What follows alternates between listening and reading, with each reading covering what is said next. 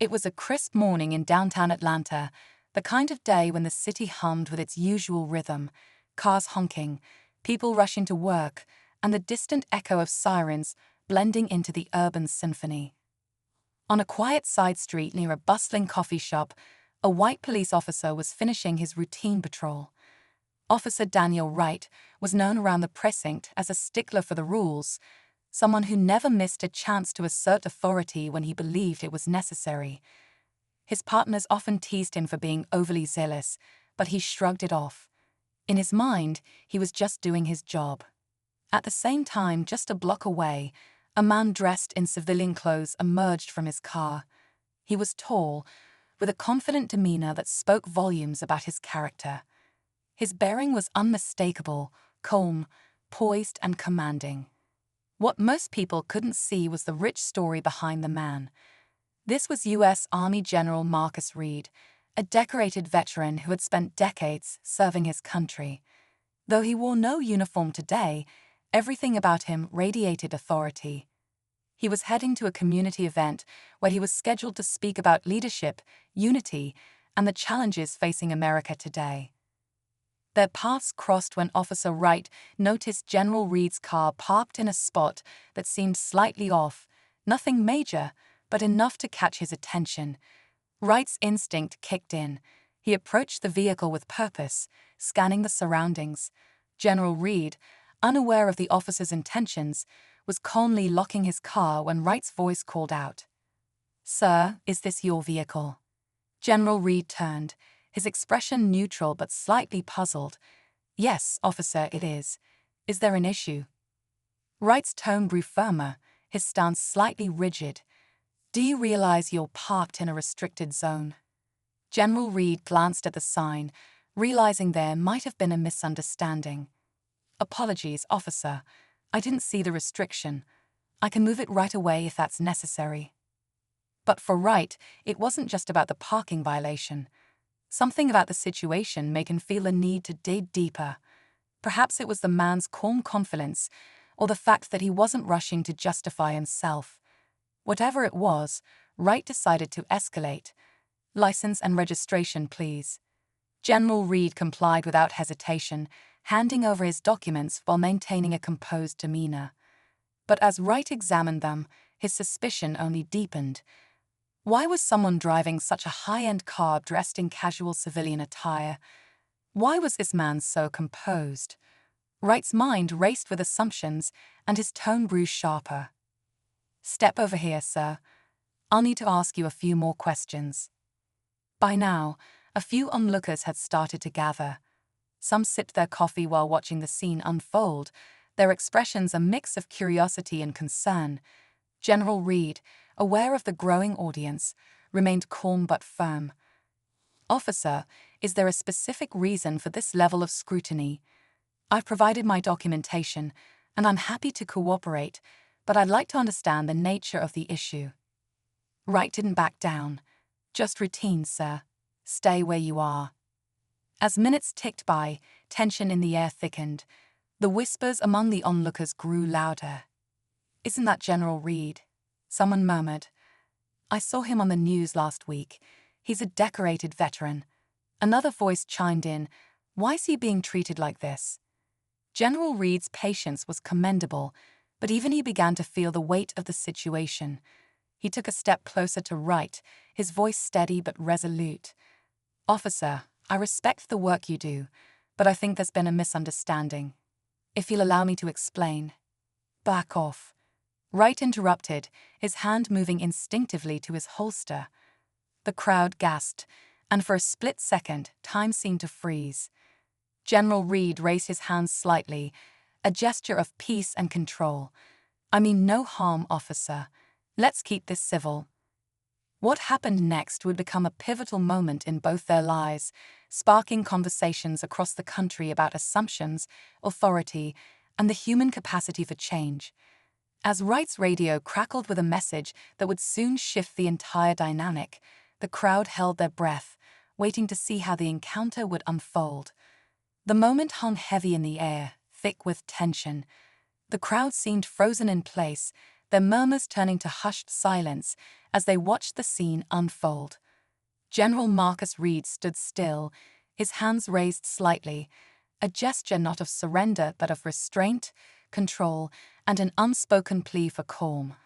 Officer Daniel Wright's hand hovered near his holster, his eyes locked on Reed, his mind racing with possibilities. He didn't know who this man was, only that he was confident, unshaken, and somehow managed to draw a growing crowd without saying much at all. The crackle of the police radio broke the silence. A call came through, routine enough, but it briefly pulled Wright's attention away from the man in front of him. He hesitated, the weight of the moment catching up to him. A part of him began to question if he'd misjudged the situation, but his pride wouldn't let him back down. Not yet. "Stay right there," Wright said again, his voice firm but faltering just slightly. He glanced at the documents in his hand, clean, everything in order. The name on a license caught his eye, Marcus Reed. Something about it tickled the back of his mind, a faint recognition he couldn't place. General Reed stood motionless, his calm demeanor unshaken. But inside, he was calculating his next move. He had faced far more intense situations during his years in the military. He negotiated with foreign officials, commanded troops under fire, and made life-or-death decisions in the blink of an eye. This encounter wasn't about physical danger, but the implications were clear. The longer this standoff continued, the more damaging it could become, not just for him, but for the broader conversation about race, authority, and respect. As he surveyed the crowd, his eyes caught a young woman holding her phone up, clearly recording. Another man stood nearby, narrating the scene in hushed tones to someone on a video call. It was only a matter of time before this went viral. Reed wasn't afraid of public scrutiny, his record spoke for itself, but he also knew how quickly narratives could spiral out of control. He had to tread carefully. "Officer," Reed said finally, his voice steady and deliberate. "I'm asking again, what is the issue here? You have my license, my registration, and my cooperation. If there's a violation, I'll address it, but this seems to be escalating unnecessarily." Wright hesitated. He glanced at the crowd, feeling their eyes on him, their silent judgment pressing down like a weight. He didn't want to lose control of the situation, but something about Reed's calm, almost fatherly tone made him pause. Before he could respond, a man stepped out from the crowd. "Excuse me, officer," the man said. He was middle-aged, wearing a business suit, and had an air of authority himself. "Do you know who this man is?"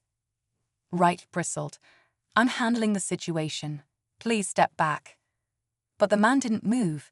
He pointed toward Reed. "That's General Marcus Reed. He's a highly decorated officer in the United States Army. He's a hero." A ripple went through the crowd. Whispers spread like wildfire, and more phones were raised. Wright's face flushed. He looked back at Reed, who stood quietly, his eyes steady and unreadable. Wright felt a pang of doubt. Could it be true? If so, what did that mean for his actions so far? Still, Wright wasn't ready to back down. "I don't care who he is," he said, his voice rising slightly, trying to reassert control. "Everyone's subject to the same laws." Reed finally lowered his hands, slowly, deliberately. "That's correct, officer," he said. "No one is above the law. But the law must also be applied with fairness and respect. I've done nothing to warrant this level of suspicion or aggression. I suggest we both take a moment to de-escalate." It was a simple statement, but it landed with weight. The crowd seemed to lean in closer, as if collectively holding its breath. Wright shifted uncomfortably. The balance of power in the situation was shifting, and he could feel it. For the first time, he began to see the man in front of him not as a potential threat, but as someone worth listening to. Still, his ego fought against it. "Let me call this in," Wright muttered, stepping back toward his patrol car. He fumbled with the radio, trying to mask his growing uncertainty. As he spoke in low tones to dispatch, the man in the suit approached Reed. "General, I apologize for stepping in," the man said quietly, "but I couldn't stand by and watch this happen. "I've followed your career for years. You're a role model for so many of us." Reed nodded appreciatively, but kept his focus on Wright. "Thank you," he said softly, "but let's allow the officer to do his job. This isn't the time to create more conflict." Wright returned moments later, his face tight. He handed back Reed's license and registration without a word. For a moment, it seemed as though the situation was about to resolve itself. But then Wright spoke again, his tone defensive. "You're free to go," he said, "but next time, watch where you park." It was a small jab, petty even, but it lingered in the air. Reed didn't respond immediately. He looked at Wright, his expression one of quiet disappointment, then turned to the crowd. "Thank you all for your concern," he said, his voice carrying easily over the murmurs. "But this matter is resolved. Let's move forward with our day." As the crowd began to disperse, Reed climbed into his car, his movements deliberate and composed. He started the engine, but before pulling away, he rolled down the window and looked back at Wright. "Officer," he said, his tone even but firm, "remember this moment. Not for me, but for yourself. Every decision we make reflects who we are. Think about the kind of person you want to be." And with that, he drove off, leaving Wright standing there, his thoughts racing. The weight of Reed's words hung in the air long after the car disappeared around the corner. The crowd had scattered, the street returning to its usual rhythm, but Wright stood there, rooted to the spot, the encounter replaying in his mind. He didn't know it yet, but this moment would be a turning point, not just for him, but for everyone who had witnessed it. For some, it would spark anger, for others, reflection. But for Officer Wright, it marked the beginning of a journey he hadn't anticipated, one that would challenge his beliefs, test his character, and ultimately force him to confront truths about himself and the world around him. As General Marcus Reed drove away, his mind replayed the encounter in vivid detail. It wasn't the first time he faced a situation like this, but it never became easier. He had spent decades proving himself in a system that demanded twice the effort and granted half the respect to men like him. Even now, in civilian clothes, far from the battlefield, the scars of prejudice still found ways to cut deep. His grip tightened on the steering wheel as he turned onto a quieter street, needing a moment to collect himself before reaching his destination. Back on the sidewalk, Officer Daniel Wright remained frozen, the echo of Reed's parting words reverberating in his mind. "Think about the kind of person you want to be." Those words struck a nerve. He didn't want to admit it, but something about the encounter unsettled him. The confidence, the calm authority of the man he had detained. It was unlike anything he'd encountered before. And the murmurs from the crowd, the whispered name, Marcus Reed. Why did it sound so familiar? Wright returned to his patrol car, trying to shake off the unease. He told himself he'd acted within protocol, but the nagging voice in the back of his mind wouldn't let it go. Before starting the engine, he reached for his phone and searched the name. The results appeared instantly. General Marcus Reed, U.S. Army, decorated hero, recipient of multiple commendations for bravery and leadership. News articles and images filled the screen, detailing his decades of service and countless contributions to his country. Wright's stomach sank. He scrolled through the photos, seeing Reed in his uniform, standing beside presidents, addressing troops, and receiving medals. The realization of who he had just confronted hit him like a wave. This wasn't just some confident man in a nice car. This was a man who had dedicated his life to protecting the freedoms Wright had sworn to uphold as an officer of the law, and yet he treated him with suspicion, even hostility. As the hours passed, the incident began to take on a life of its own. Videos recorded by the crowd were already circulating online, gaining traction on social media. The hashtags started small, #GeneralReed, #RespectOurHeroes, but they quickly snowballed. People shared their outrage, their support, their stories of similar encounters. Some defended Wright, arguing he was just doing his job, while others criticized him, pointing to the deeper issues of bias and systemic inequity. Meanwhile, General Reed arrived at the community center where he was scheduled to speak. The event was meant to be a celebration of local leaders and their efforts to bring people together. As he stepped inside, he was greeted with warm applause, but his mind was still on the incident. He had faced countless challenges in his career, but this one felt different. It wasn't just about him.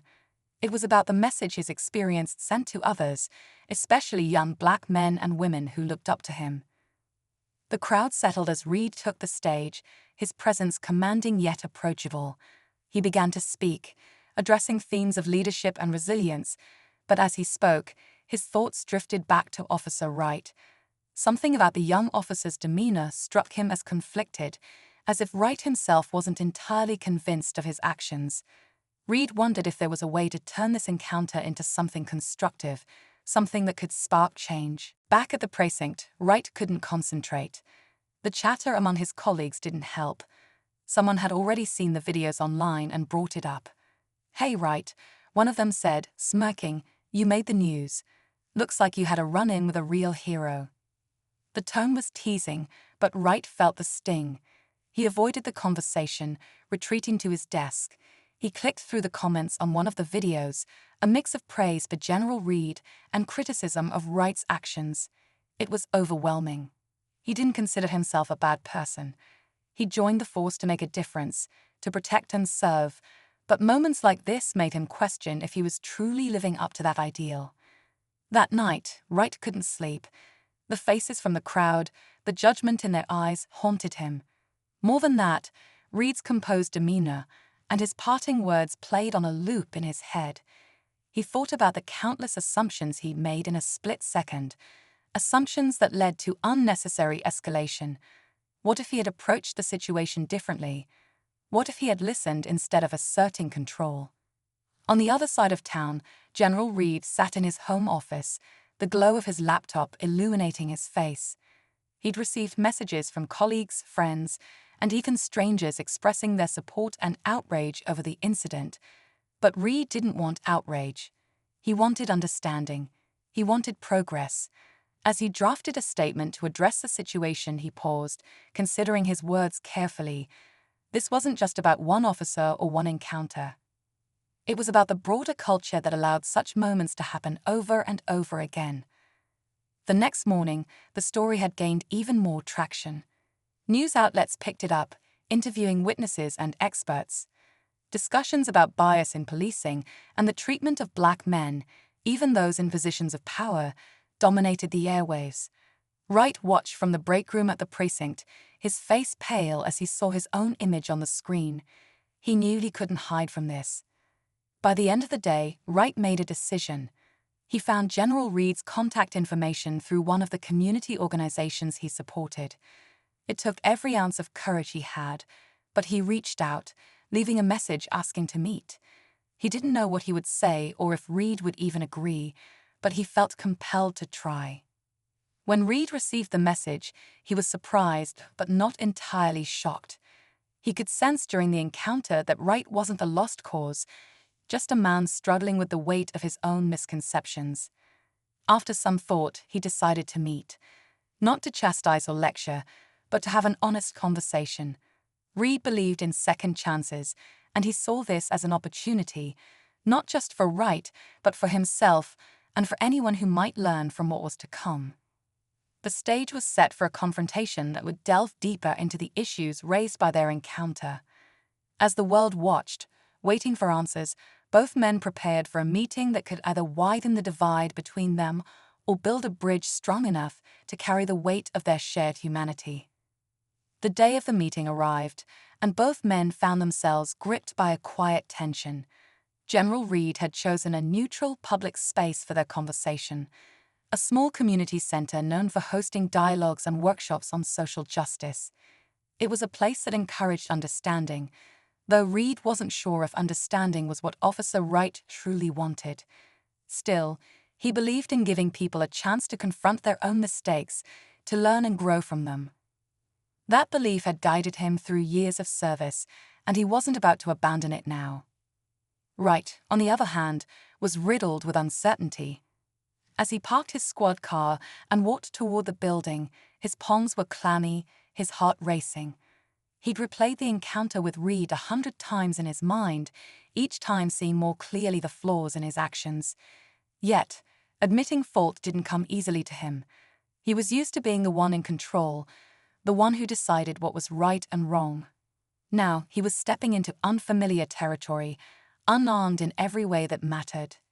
Inside, Reed was already waiting, seated at a small table with 2 chairs facing each other.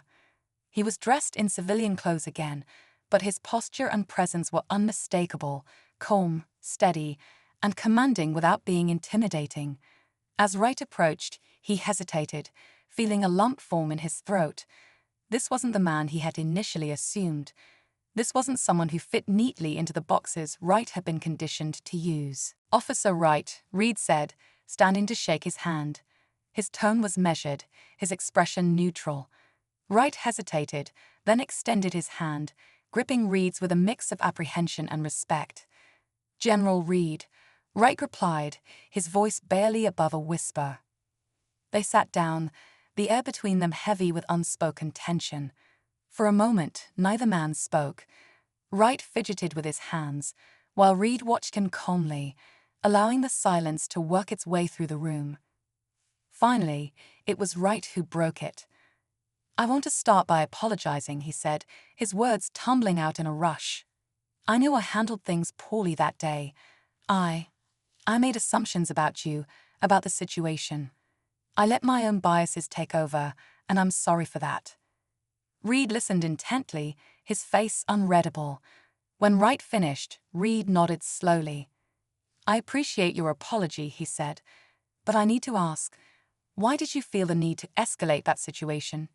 What was it about me, or that moment, that made you react the way you did?"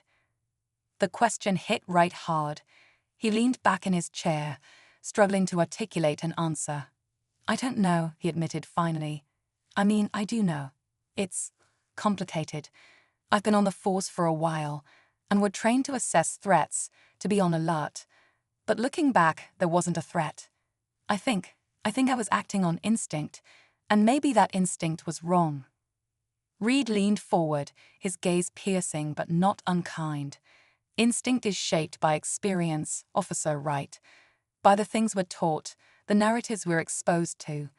If your instinct told you to see me as a threat, then we have to ask where that instinct came from and whether it's serving you, or the people you've sworn to protect."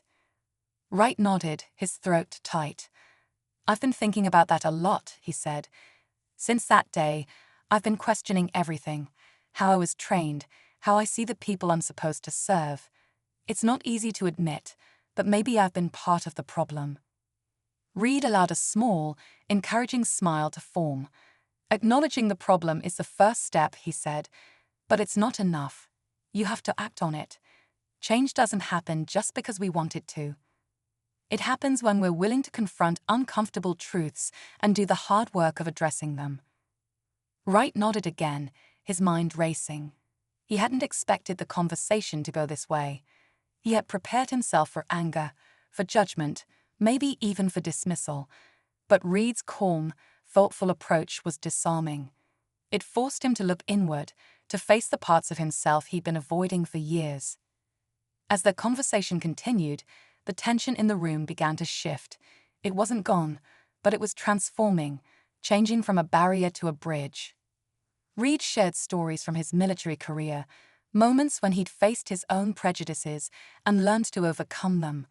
He spoke about leadership, about the responsibility that came with authority, and about the importance of empathy in every decision.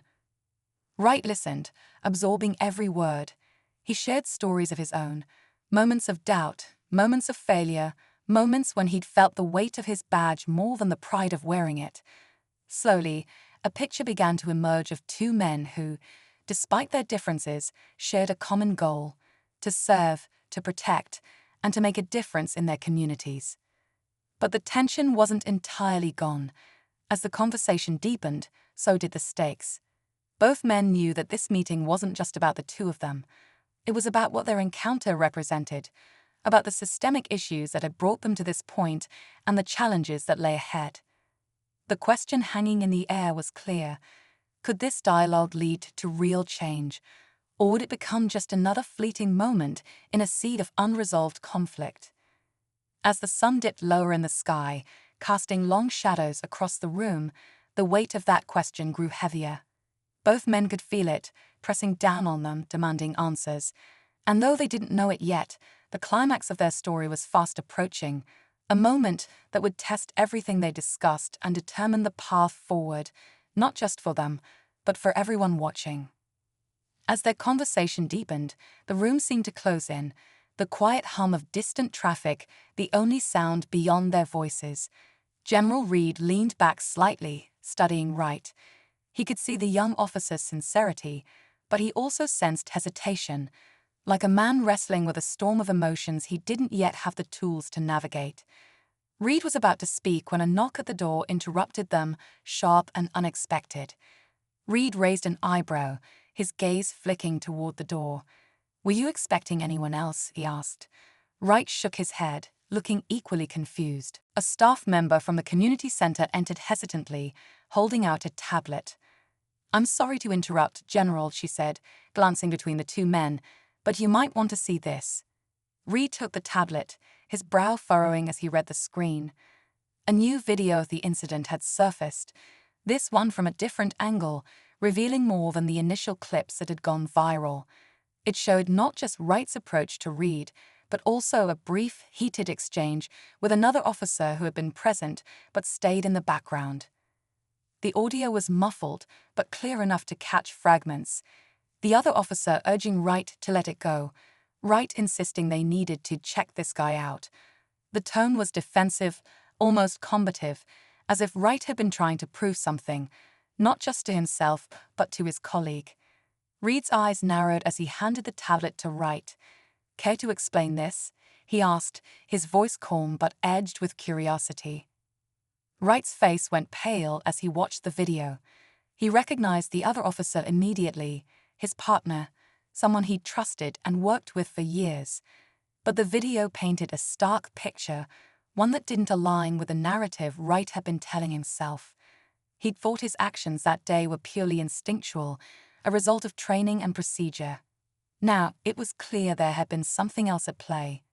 I didn't think this would come up," Wright admitted, his voice faltering. "That was my partner, Officer Hayes. We've been having some disagreements on how to handle situations lately. He thinks I'm too rigid, too by the book. I guess I felt like I had to take control that day to prove I knew what I was doing." Reed's expression didn't change, but his silence was pointed, pressing Wright to continue. "I wasn't just reacting to you," Wright admitted, his voice barely above a whisper. "I was reacting to him, to the pressure I felt to show I was in charge. But that's no excuse. I let my pride get in the way of my judgment, and I put you in a situation you didn't deserve to be in." Reed sat back, his gaze unyielding. "Pride can be a dangerous thing," he said. "It blinds us, makes us act in ways we wouldn't otherwise. But there's more to this than just pride, Officer Wright. What about the assumptions you made? The biases that influenced your decision to escalate instead of de-escalate, those didn't come from your partner." Wright nodded, his jaw tightening. "I know. And I'm trying to understand that about myself. I've been doing some research, looking into implicit bias, trying to figure out how to unlearn the things I didn't even realize I'd learned." Reed's gaze softened slightly, though his tone remained firm. "That's a start, but understanding isn't enough. You need to act on it. Challenge those assumptions every day, in every interaction, and not just for yourself, for the people you serve, the people who deserve better." The conversation was interrupted again, this time by the buzz of Reed's phone. He glanced at the screen, his face darkening.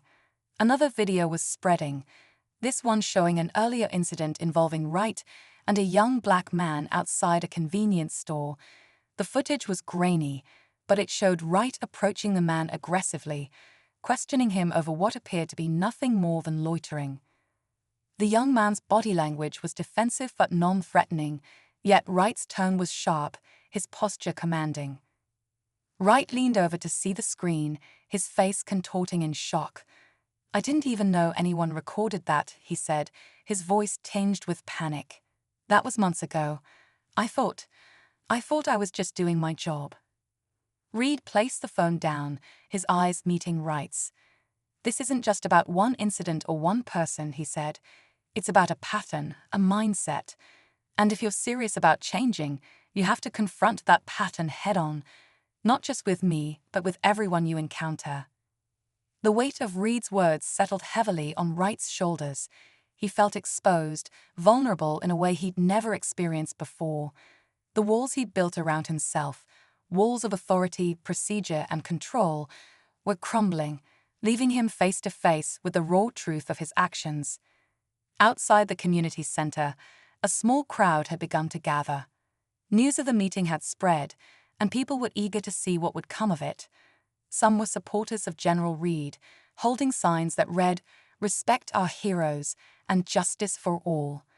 Others were there out of curiosity, drawn by the viral videos and the controversy surrounding the incident. Wright glanced out the window, his anxiety mounting. "What if I can't fix this?" he asked, his voice trembling. "What if it's too late for me to change?" Reed leaned forward, his gaze unwavering. "It's never too late to change," he said, "but it's up to you to decide if you're willing to do the work. And the work isn't easy. It's uncomfortable, it's humbling, and it's constant. But if you're serious about becoming the kind of person you want to be, then you have to start somewhere. Why not here?" Wright nodded, though the fear in his eyes remained. He knew this was a turning point, not just for himself, but for everything he believed in. As the noise from the crowd outside grew louder, the tension in the room reached its peak, the stakes higher than ever. Both men could feel it, the weight of the moment, the pressure to rise to it, and the uncertainty of what lay ahead. The room felt like it was holding its breath. General Reed sat back, his eyes fixed on Officer Wright, who was grappling with the weight of everything that had unfolded. Outside, the crowd grew louder, the air buzzing with anticipation and tension. It was clear that this meeting was no longer just about two men. It had become a symbol, a flashpoint for a larger conversation about accountability, justice, and change. Wright shifted in his seat, the burden of his realizations almost too heavy to bear. "You're right," he finally said, his voice trembling but resolute. "I can't undo what I've done, but I can take responsibility. I need to make this right, not just with you, but with everyone I've failed. I don't know how, but I'm willing to try." Reed nodded, a flicker of approval in his eyes. "It starts with honesty," he said. "Not just with me, but with yourself and your community. People need to see that you're not hiding from your mistakes, that you're willing to face them head-on." Before Wright could respond, the door opened again, and Officer Hayes stepped inside, his expression a mixture of concern and determination. "I heard what's going on out there," Hayes said, glancing toward the window. "Figured I should be here." Reed raised an eyebrow, motioning for Hayes to join them. "And what's your take on all this?" he asked, his tone measured. Hayes hesitated, then looked directly at Wright.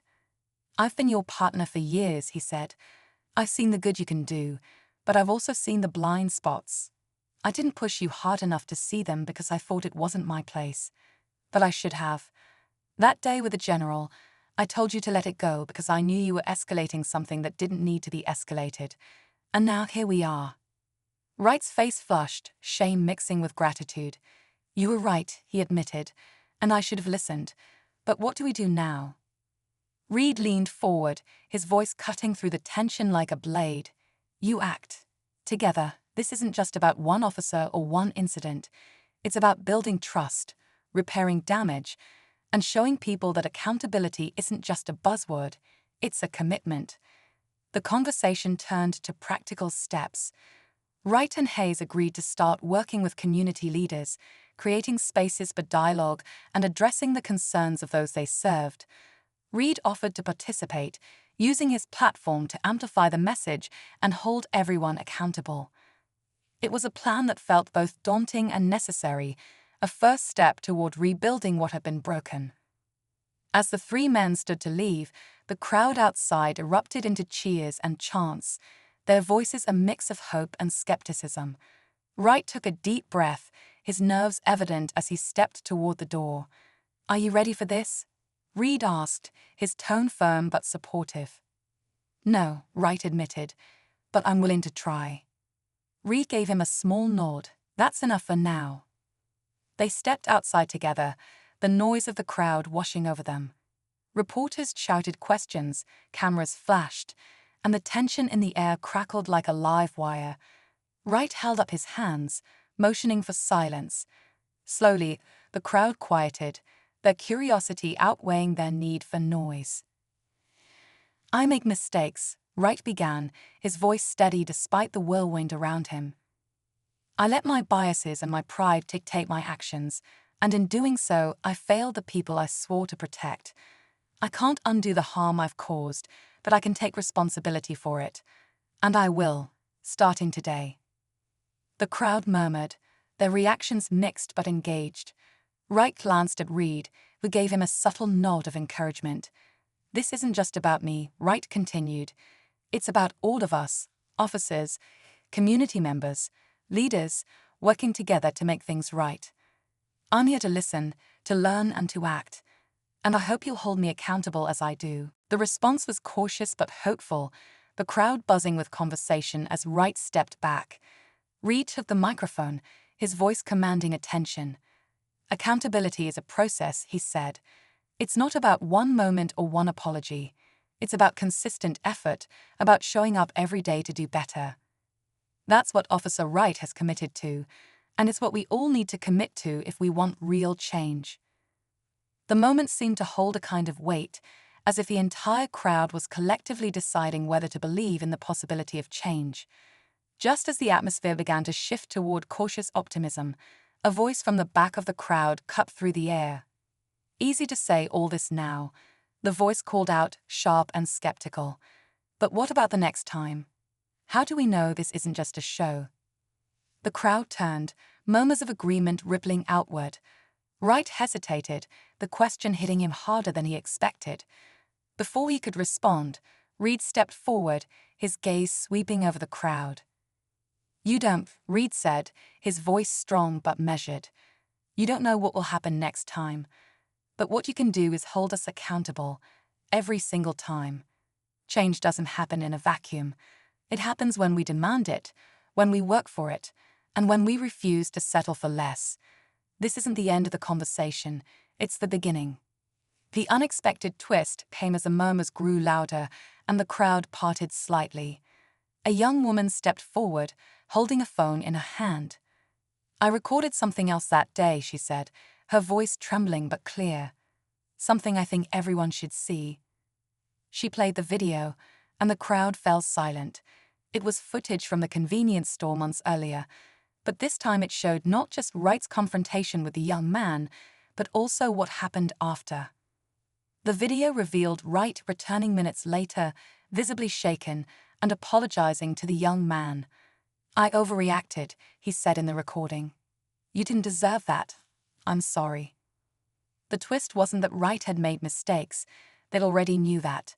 It was that, even then, he had shown a capacity for reflection and accountability that had gone unnoticed. The crowd's reaction shifted, a hum of realization spreading through them. Reed turned to Wright, his expression thoughtful. "It seems," he said quietly, "that the work began long before today. Now it's time to keep going."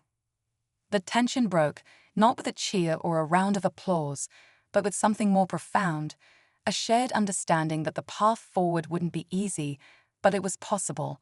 The story wasn't over, but for the first time it felt like it had a chance at a better ending. The energy in the crowd was different now. The air wasn't heavy with tension anymore, but filled with a cautious optimism, as if everyone present was daring to hope that things could change, even in small ways. Officer Wright stood silently, processing the unexpected turn of events. The young woman's video had shifted the narrative, not by erasing his mistakes, but by showing his humanity, his willingness to admit when he was wrong. It wasn't redemption, not yet, but it was a start. General Reed looked at the crowd and then back at Wright.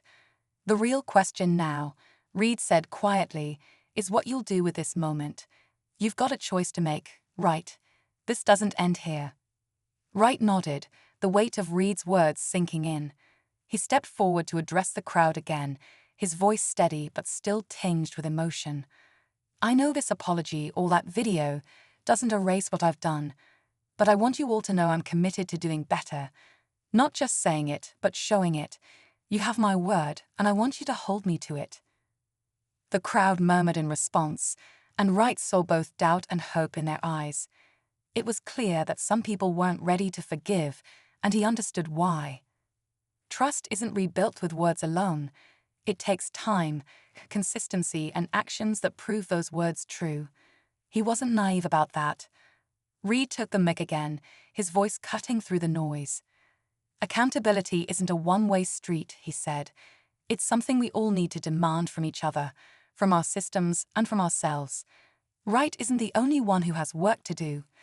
We all have a role in making sure moments like this lead to real change. The crowd began to disperse slowly, some people staying behind to talk, while others left deep in thought. The tension that had marked the beginning of the day was still present in some ways, but it felt different now, less like a barrier and more like a bridge that still needed building. As the crowd thinned out, Wright turned to Reed, his expression unreadable. I don't know how to thank you, Wright said, his voice quiet. You didn't have to give me a chance to explain myself. I wouldn't have blamed you if you hadn't. Reed gave him a long look, his eyes sharp but not unkind. This was never about me, he said. It's about what happens next. What you do, what your department does, what your community does. You've been given a chance, but it's on you to make it count. Wright nodded, the words settling heavily on his shoulders. He didn't know if he'd ever fully redeem himself in the eyes of his community, but he was determined to try. That night, he sat down with his partner, Officer Hayes, to map out their next steps. They drafted a plan to engage with local leaders, host listening sessions, and participate in bias training programs, not because it was required, but because it was necessary. The weeks that followed weren't easy. Wright faced criticism from both sides. Some people didn't believe his intentions were genuine, while others within his department viewed his efforts as unnecessary or even disloyal. But he kept going, buoyed by the small moments that showed progress. A conversation that ended in understanding instead of conflict, a skeptical resident who decided to give him a second chance, a fellow officer who started to see things differently after a tough but honest discussion. Reed, true to his word, stayed involved. He participated in community forums and used his platform to amplify the importance of accountability and change. His presence lent credibility to the effort, but he made it clear that the work wasn't about him. I'm just one person, he said during a particularly heated meeting. The real change comes from what we do together.